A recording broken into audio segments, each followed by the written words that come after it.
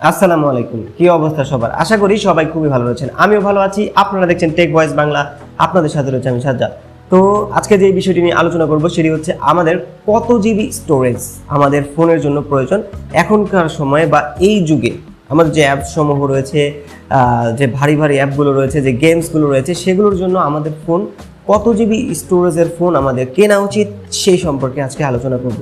তো যারা আমাদের চ্যানেলে নতুন রয়েছেন তারা অবশ্যই সাবস্ক্রাইব করে পাশে থাকবেন, আর যারা সাবস্ক্রাইব করেছেন তাদের অসংখ্য অসংখ্য ধন্যবাদ। তো চলুন ভিডিও শুরু করা যাক। ভিডিও ভালো লাগলে অবশ্যই লাইক কমেন্ট শেয়ার করতে ভুলবেন না। ভালো না লাগলে ডিসলাইক করে কমেন্ট করে দিবেন কেন ভালো লাগেনি, আমরা আমাদের কন্টেন্ট আপডেট করার চেষ্টা করব। তো আমাদের মোবাইলের স্টোরেজ বা অনেকে বলে থাকি মোবাইলের মেমোরি বা ফোন মেমোরি অথবা রোমও বলা হয়ে থাকে। তো এটা আসলে আমাদের কত জিবি স্টোরেজের ফোন এখনকার সময়ে এসে কেনা উচিত। তো আপনি দেখেন আমাদের এই যুগে বা এই সময়ে অ্যান্ড্রয়েডের যে অ্যাপসগুলো রয়েছে সেগুলো কিন্তু অনেক ভারী হয়ে যাচ্ছে, বেশি বেশি জায়গা নিচ্ছে, এবং যে গেমসগুলো রয়েছে সেগুলোর কথা তো বাদই দিলাম, সেগুলো আরও বেশি বেশি জায়গা নিচ্ছে।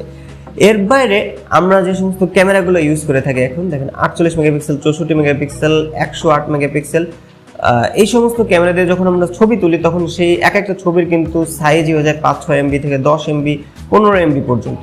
আর 4K তে যখন আমরা ভিডিও শ্যুট করি তখন কিন্তু এই ভিডিওগুলোর সাইজ কিন্তু আরও বিগার সাইজের হয়ে যায়। সো আমাদের কিন্তু অবশ্যই ভালো স্টোরেজের, বেশি স্টোরেজের ফোন কেনা প্রয়োজন। তো রেকমেন্ডেশন থাকে হচ্ছে 128 জিবি স্টোরেজের ফোন কেনার, তবে 64 জিবির নিচে কেনা আসলে উচিত হবে না।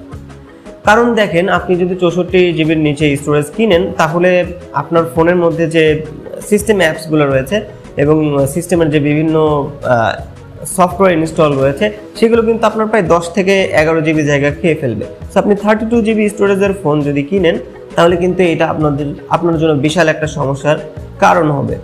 সো সামান্য কিছু জায়গা কিন্তু আপনি পাবেন, অথচ আপনি যখন ক্যামেরা দিয়ে একটা ছবি তুলবেন তখন কিন্তু সেটার সাইজ অনেক বড় বড় হয়ে যাবে। আপনি ভিডিওগ্রাফি করবেন, সেই ভিডিওর সাইজও কিন্তু বড় বড় হয়ে যাবে। সো এই ক্ষেত্রে এটা কিন্তু খুবই ভাববার একটা বিষয়। আর এখনকার স্টোরেজে বিভিন্ন টাইপ রয়েছে। স্টোরেজের যে সর্বনিম্ন টাইপটি এখন পাওয়া যায় সেটি হচ্ছে eMMC 5.1, এরপরে রয়েছে UFS 2.1, UFS 2.2, UFS 3.1। সো এই স্টোরেজ টাইপগুলো কেন? এখন দেখেন আপনি eMMC 5.1 এর যে রিড রাইট স্পিড, UFS 2.1 যে স্টোরেজ টাইপ রয়েছে সেটার রিড রাইট স্পিড কিন্তু অনেক অনেক বেশি eMMC 5.1 থেকে। আবার 2.2 যেটি রয়েছে UFS সেটি কিন্তু এর চেয়ে আরও বেশি উন্নত, UFS 3.0 এর থেকে আরও বেশি উন্নত। সো রিড রাইটের উপরেও কিন্তু আপনার ফোনের পারফরমেন্স নির্ভর করে। অনেকে মনে করেন যে ফোনের পারফরমেন্স সম্পূর্ণটাই র্যাম নির্ভর, এটি কিন্তু সম্পূর্ণ একটা ভুল ধারণা। আপনার ফোনের পারফরমেন্স কিন্তু রোমের উপরে বা আপনার ফোনের যে স্টোরেজ রয়েছে সেটির স্পিডের উপরেও নির্ভর করে। প্লাস আপনি দেখেন আপনি যদি আপনার ফোনে 32 জিবি একটা মেমোরির ফোন কিনেন, তখন যদি আপনি ওই ডিভাইসটার অলমোস্ট ফুল করে ফেলেন বা 50%-এর উপরে ফুল করে ফেলেন তখন কিন্তু আপনার ফোন ল্যাগ করা শুরু করবে। সো এই র্যাম দিয়ে কিন্তু তখন আপনার কুলাবে না। আর আপনি যদি 64 জিবির কিনেন তাহলে সেক্ষেত্রে কিন্তু সেটি আপনাকে ভালো পারফর্ম দিবে। 50 জিবির উপরে যদি স্টোরেজের মানে জায়গা পূরণ হয়ে যায় তাহলে কিন্তু এটি ভালো পারফরমেন্স ডেলিভার করতে পারে না বা ফোনে যে আসল পারফরমেন্স সেটি দিতে পারে না। সো এই জন্য রেকমেন্ডেশন থাকে যে বেশি স্টোরেজের ফোন কেনার। আর আপনি যদি দেখেন যে এখন 15,000 টাকার নিচে যে ডিভাইসগুলো রয়েছে বা 15,000 টাকার ভেতরে যে ডিভাইসগুলো রয়েছে সেগুলোতে eMMC 5.1 এর স্টোরেজ টাইপ পাওয়া যায়।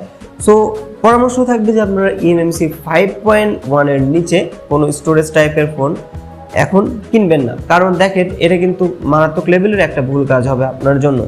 কারণ eMMC 5.1 নিচে যে স্টোরেজ টাইপগুলো রয়েছে সেগুলোর কিন্তু রিড রাইট স্পিড তেমন ভালো হবে না। সো আপনি আলটিমেটলি ফোনের পারফরমেন্সটাই কিন্তু ভালো পাবেন না, কারণ ফোনের পারফরমেন্সটাই অর্ধেকই নির্ভর করে আপনার স্টোরেজ টাইপের উপর এবং স্টোরেজের ফাঁকা জায়গার উপরে।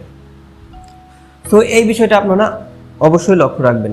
আর আপনাদের যে মেমোরি কার্ডের ব্যবহার, ফোন মেমোরি বাদে আপনাদের যে স্টোরেজ রয়েছে ইন্টারনাল স্টোরেজ, সেটা বাদে আপনারা যে এক্সটার্নাল মেমোরি কার্ড ব্যবহার করেন এটা ব্যবহার করা থেকে বিরত থাকাই শ্রেয় হবে।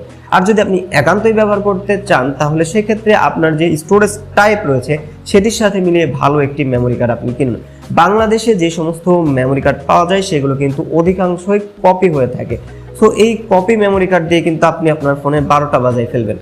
দেখেন, আপনি যদি একটা কপি মেমোরি কার্ড কিনেন, আপনার ফোনের যে রিড রাইট স্পিড রয়েছে এটার সাথে কিন্তু আপনার মেমোরি যে রিড রাইট স্পিড সেটা সামঞ্জস্যপূর্ণ হবে না, যে কারণে কিন্তু আপনার আলটিমেটলি এটা আপনার ফোনের জন্য ক্ষতিকারক হবে। সো পরামর্শ থাকবে যে মেমোরি কার্ডটা, এক্সটার্নাল যে মেমোরি কার্ডটা রয়েছে সেটা ইউজ না করা, যদি আপনি ফোনটি ভালো মতো এবং ভালো পারফরমেন্স দিয়ে ইউজ করতে চান।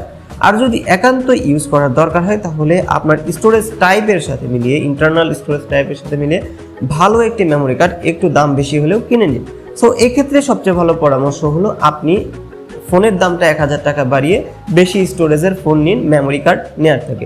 এটা আপনার জন্য কিন্তু ভালো হবে, কারণ আপনি ইন্টারনাল স্টোরেজে কিন্তু যে অ্যাপসগুলো রয়েছে, অ্যাপসের ডাটা রয়েছে, এগুলোকে ইনক্লুড করে রাখতে পারবেন না, বা কপি বা হচ্ছে ওই স্টোরেজেই এক্সটার্নাল স্টোরেজে রাখতে পারবেন না। সবই কিন্তু আপনার রোমে বা ইন্টারনাল স্টোরেজে রাখতে হবে। আপনি সেখানে শুধু রাখতে পারবেন ভিডিও, ছবি, গান, এই সমস্ত কিছু আপনি কিন্তু রাখতে পারবেন। আর আপনি যদি 4K তে ভিডিও শ্যুট করে থাকেন তখন দেখবেন যে আপনার ফোনের স্টোরেজ টাইপটা যদি লো কোয়ালিটির হয় তাহলে কিন্তু আপনার ফোন ল্যাগ করবে, আপনার ভিডিওর যে কোয়ালিটি সেটিও কিন্তু খারাপ হবে, প্লাস আপনার হচ্ছে ভিডিও আগে আসবে, কথা পরে আসবে, এরকম ধরনের সমস্যা হবে। তো আপনারা চেষ্টা করবেন সবসময় UFS 2.1 স্টোরেজ টাইপের ফোন কেনার, এবং 17-18 হাজার টাকার মধ্যে কিন্তু এই টাইপ স্টোরেজের ফোন এখন বাজারে অ্যাভেলেবেল রয়েছে। তো আপনারা চাইলে সেই সমস্ত স্টোরেজ টাইপগুলো দেখে কিনে নিতে পারেন। সো এর পরবর্তীতে আমরা র্যাম সম্পর্কে আলোচনা করব, র্যাম কেমন হওয়া উচিত আমাদের ফোনে সেই সম্পর্কে ভিডিও দেখতে চোখ রাখুন, সাবস্ক্রাইব করে অবশ্যই চোখ রাখুন আমাদের টেক ভয়েস বাংলা চ্যানেলটিতে। আর আমাদের যে হচ্ছে আই বাটন রয়েছে সেখানে বিভিন্ন ধরনের ভিডিও কিন্তু রয়েছে, মোবাইলের টিপস সংক্রান্ত, মোবাইলের রিভিউ সংক্রান্ত, বিভিন্ন বাজেটের ফোন সংক্রান্ত। আপনারা চাইলে কিন্তু সেগুলো আই বাটনে ক্লিক করে দেখে আসতে পারেন, এতে কিন্তু আপনারা অনেক কিছু জানতে পারবেন। তো আজকের মতো এখানেই শেষ করছি। ভিডিও ভালো লাগলে লাইক, কমেন্ট, শেয়ার করতে ভুলবেন না। আর আমাদের চ্যানেলটিকে আবারও বলছি অবশ্যই সাবস্ক্রাইব করে পাশে থাকবেন। সবাইকে ধন্যবাদ।